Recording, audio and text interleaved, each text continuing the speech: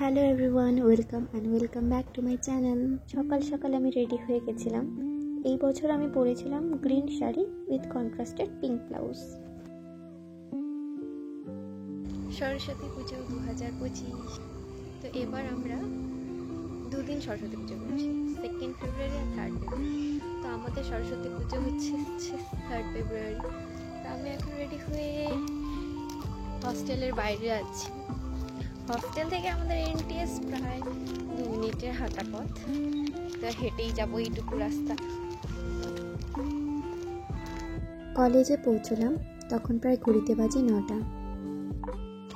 আমাদের মাল্টিপারপাস হল, এখানেই 12 মাসে 13 পার্বণ অনুষ্ঠিত হয়।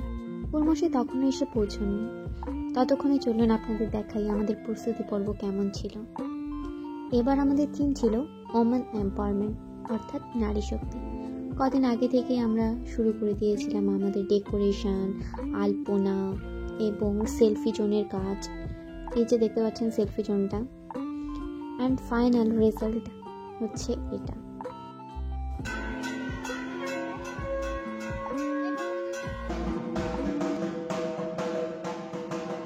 নার্সিং মানে আর্ট অ্যান্ড সায়েন্স। দেখতে দেখতেই 3টে বছর কেটে গেল আমাদের। প্রত্যেক বছরের মতো এবছরও আমাদের দেওয়াল পত্রিকা ছিল শব্দনীর। সুন্দর করে এনটিএসটিকে সাজিয়ে তুলেছিলাম আমরা আলপনা দিয়ে। পরের বছর অবশ্যই মিস করবো এই জিনিসগুলোকে। ঠাকুরমশাই আসার সাথে সাথেই পুজো প্রিপারেশন শুরু করে দিলেন। তাড়াহুড়োটা দেখেছেন একবার?